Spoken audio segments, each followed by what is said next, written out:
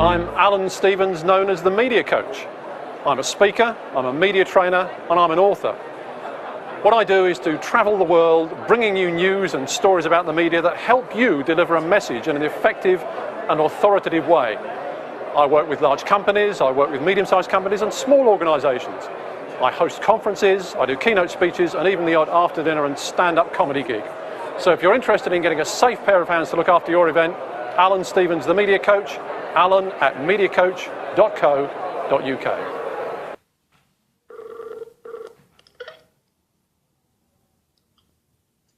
Well, hello.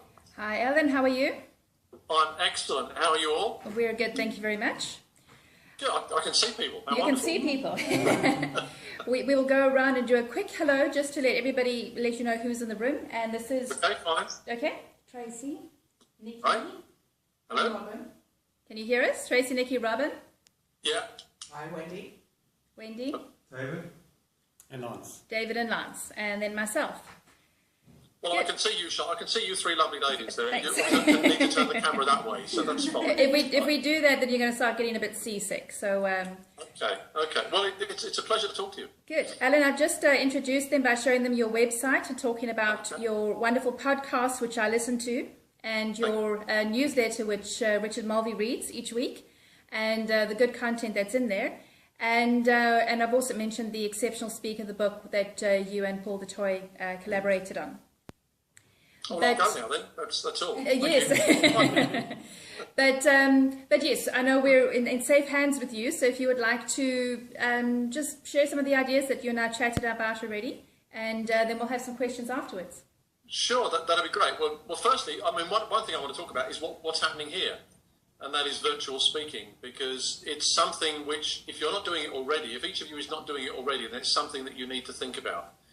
And I don't think there are going to be very many conferences that are completely virtual, but I think that the thing that's going to be very, very important for us as speakers is what we call hybrid events, where a hybrid event is where you have a live conference, because people still need face-to-face. People love to be in an environment where they can talk to people, where they can see people, where they can chat in the bar afterwards and have great ideas and have a dance and all that sort of thing. But I think it's also very important that we can bring in the greatest expertise from around the world. So hybrid events are going to be more and more popular, and I would suspect it's going to be maybe an 80-20 thing. I think most of the speakers are going to be there live in person, but I think maybe 20% or so are going to be delivered virtually. And certainly that's been very important. I know where you are, it's wonderful weather, and it's always wonderful weather. Whenever I come to Southern Africa, it's beautiful. And in the rest of the world, it's not. Certainly here in the UK, we've had floods recently. In North America, they've had the polar vortex, and people can't fly anywhere. So the whole meetings industry is completely disrupted. And what that means is there's more and more demand for people who can deliver virtually. So I just want to talk about a couple of things that you need to do if you want to deliver virtually, if that's okay with you. Yes, please. Firstly, I think the technology is very, very important. And this is the technology at both ends of the link. And a lot of people make the mistake of thinking, well, it's okay, we've got Wi-Fi in a venue, that'll be fine. And then they even have a rehearsal and they test it out. So the person who's going to be emceeing at the live event, they'll say, right, okay, we'll like Charlotte, we did earlier on today. We did a rehearsal for this. And what people will do is that they will beam in the speaker, it'll be 9 o'clock in the morning before the whole event starts, and it'll work perfectly. And then, of course, people come in, the room fills up, people take out their smartphones and their iPads and their PCs and their MacBooks, and they suck all of the bandwidth out of the room. And what that means is when the poor speaker arrives to try and talk to somebody who's talking to them on Wi-Fi, all they can see is, well, they can't see and hear anything. So when you're receiving it, when you're running a conference which is a hybrid event, you must have a wired link. And here, I mean, I've got a wired connection here. I've just tested the speed. I'm running it to 30 megabits a second. So, and I would say at least 20 to 25 is a minimum for delivery. I've also got an external microphone. There it is. Yes. External microphone. That's a blue external microphone. I use a thing called a Blue Yeti. There's also something called, what's the other one called? I can't remember what it's called. The Blue make the most wonderful microphones. And the great thing about them is that they're USB connected. So you can plug them into a Mac, you can plug them into a PC, and they work perfectly. I'm talking to you on the webcam, which is on my MacBook. You can get a separate webcam. I think that the quality of this, I think, is okay. I can see myself in the corner. I'm sure you can see me okay. So we're communicating well. But if you're going to be doing this more regularly, get a bigger webcam and make sure that delivers a proper picture, because it's actually the sound that's the more important. And the kind of surprising thing is, when you're talking to somebody else on video, it's not so much the video that's important, it's the quality of the audio. Yes. And if you've got poor quality audio, people get very upset. If you've got a poor quality picture but good quality audio, they'll be fine. So I think the important thing is to have the technology right. So you need to have the bandwidth, you need to have the wired connections, you need to have the external microphone, you need to have the webcam. When you've got all of that in place, you're fine. And then you've got the choice of using Skype, which we're using now, or Google Hangouts. Google Hangouts, I think, are getting more and more interesting. In fact, in PSA UK, we've now started doing Google Hangouts every couple of weeks on a Friday afternoon. In fact, if you guys are welcome to join us if you wish to. The next one is coming up this Friday on the 17th. It's 4 p.m. GMT, that's 6 p.m. where you are. It'll be advertised on the PSA UKI Google Plus page, so you can find it very easily. And if you want to listen in, we do a Google Hangout on air. We broadcast it live. So it's hosted by myself and Claire Boyles, who's another one of our speakers, and we're inviting people in, other speakers from the PSA and speakers from other parts of the world, to talk about a topic. And this Friday it's on showreels. So we do an hour on showreels. We've got somebody called Jeremy Nicholas, who some of you may know. Jeremy has visited South Africa a number of times. His wife is from South Africa. And he's spoken a number of times. He's spoken at your convention. I think he was there last year. I'm sure he was there last year. Do anybody know Jeremy? I'm afraid not. No. That's a no. Okay, he told me he was really well known in South Africa. Well, maybe in Gauteng. We're in Cape Town. Yeah, I realised that. He was in Cape Town as well, too. But anyway, so he's talking about showreels. So if you want to join us, just go to the PSA UKI Google Plus page and join in. But we also record it. It's a Hangout on air. And the beauty of Hangouts on air is that they're recorded and then they go straight on YouTube. Yes. So if you go to the PSA UKI channel, you can see our previous 3 Hangouts. We did one on how you can get more business, one on mastermind groups. I can't remember what the third one was. But they're all there on YouTube. Lovely. So we're gradually building up a resource. So this virtual presentation that we're doing now could be recorded and it could become a resource that you could use later on. So you've got to think about whether you use Skype, whether you use Google Plus, or you can use some of the dedicated technology, and that's entirely up to you whether you want to do that. Whether you want to use slides or not is also important. Clearly, I'm just here in person. No slides, just me. Sorry, that's what I do on the speaker. But if you use slides, then you might think of using something like GoToWebinar. GoToWebinar, I don't know, have any of you used GoToWebinar? Yes. Yeah, so you know what it's like. Quite a slick piece of technology. It records the slides and the audio at the same time, so you can deliver that to somebody who wasn't actually there at the time. It's a cost, unlike Google Plus and Skype, which are free, but nevertheless, you can get quite good quality, and you can get a large group of people on GoToWebinar. But the thing about slides, if you're using slides in a virtual presentation, I think you need to make them a little bit differently to the ones that you would use in front of an audience, because it can be, for example, that you might lose a connection, or the connection might not be so clear.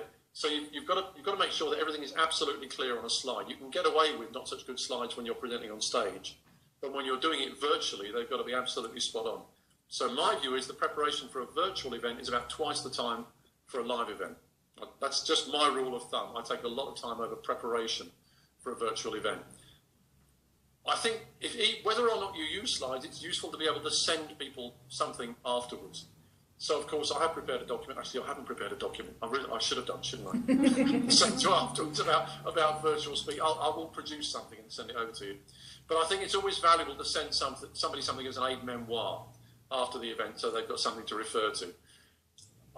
The majority of people that deliver virtually do use slides. I tend not to. I prefer to have people that I'm communicating with and answering, asking questions, and then I'll send them something later on. So that all works fine. But even if you do use slides, use SlideShare, which I'm sure many of you do, yes, to load the slides up so people can download them later on. The third thing is interaction, and we've got some interaction. I'm just so pleased that I can see you, because normally, I do a lot of media work. I'm a media guy, and I do lots of pieces to camera. And when I've got a piece to camera going on, I'm just looking straight into the camera, and I've got to imagine an audience. And it's so nice to be able to see people at the other end because, well, I know someone's listening. And the other thing is I can see some people are actually paying attention, even making notes on their smartphone, which is very kind of you. So thank you very much for that. So, but when you've got interaction going on, there's several ways you can do it. You can have people interacting through a back channel. When we're using Google Plus Hangouts, for example, we have what I call a Twitter back channel. So I've got 2 screens on. I've actually got 3 screens in my office, all attached to the same MacBook. I've got Twitter on one, Facebook on another, and the live event on the 3rd screen. So I can see what's going on. If people want to ask us a question, they can send it on Twitter, and I can pick it up off the other screen over here.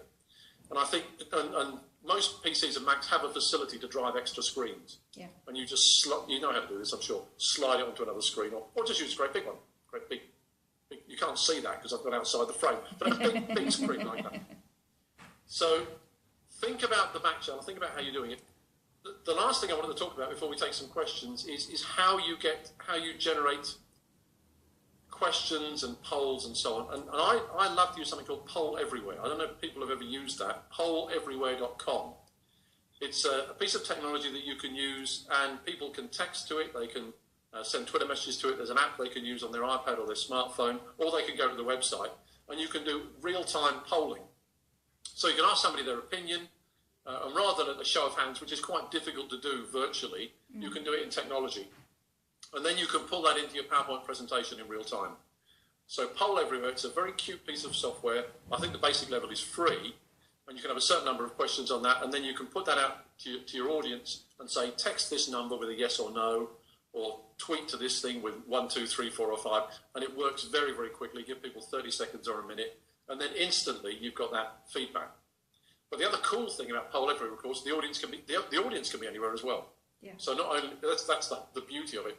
So you can be talking to a virtual audience who are in South Africa, in Australia, in America, here in Europe, or wherever else.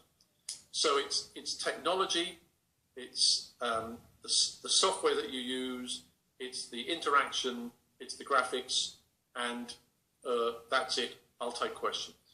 Fantastic. Thank you. Folks, any questions? Just my question's on the broadband speed. Yeah. Because South Africa broadband speed is, what is it, Charlotte? I don't know offhand. 1 gigabyte or what? It's what is slower. it? It's just been increased to 10 for households. But who gets that? You need to have the right You need cables to have that can get ADSL for there. that. But there's a new technology that they're busy implementing called LTE, which gives you up to 40 to 50. At the moment, Okay. it's only available in the town centres in South Africa, but it will be rolled out over the next few years to the suburbs. Okay, well that kind of And answers that's that about question, because That's, I mean you were saying the minimum is 20 to 25 and Didn't you say 25 to 30? 20 to 20. 25. I've said 2025 is the minimum. But you can manage with 10. I mean, I have lots of conversations with my good friend Paul, who's in Joburg, and he obviously runs of the South African system. 8 to 10 is his bandwidth, and that seems to work.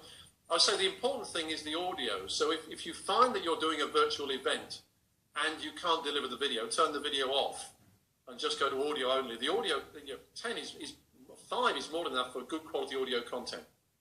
And if you haven't got the video using up the other part of the bandwidth, then you can deliver a very good presentation. And hey, people can't see you, but that's all right. What are the lengths of those usually? If you were doing a presentation where it's just audio, what would you recommend as the length of that?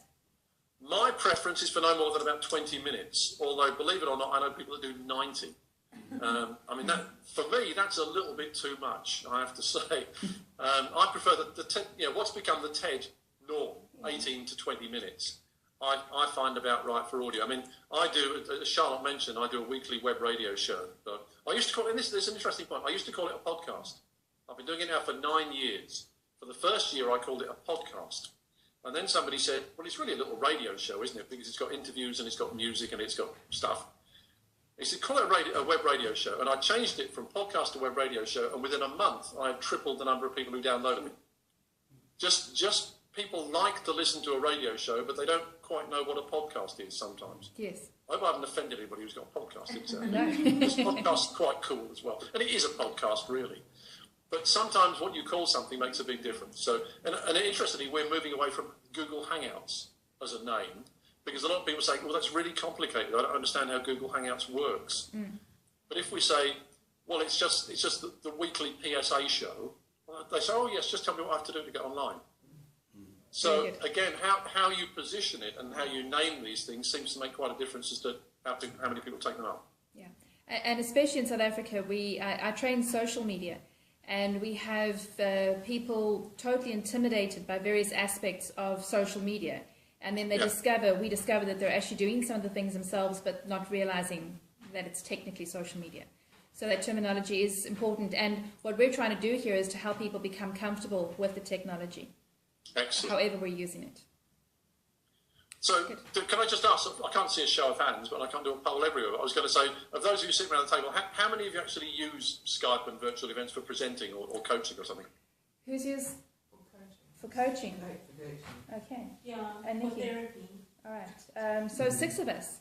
So all of you, just all of you are using it? Yeah. But not for groups. For me, it's only been one-on-one. Okay. Yeah. Now, here's an interesting thing. You talk about small groups versus one-to-one. I mean, I'm a TV and radio presenter by background. That's what I used to do. I still do from time to time. I was on the radio this afternoon, so hey, I'm still doing it. But if you ask a radio or TV presenter, particularly a TV presenter, how many people they talk to when they're talking to a camera like this, they will say one. Yes. And in your mind's eye, what you have is one person that you're talking to. I mean, I have the blessing of being able to see 3 of you at the moment, which is fantastic. But if I could only see the camera, I would imagine one person that I'm talking to. And I talk to my brother. So whenever I'm on television, I imagine I'm talking to my brother, who I get on with very well, and I'm explaining it to him. And by having that in my mind's eye, it doesn't matter if I'm talking to 1,000 or 10,000 people, it works because it's see what I mean? Yes.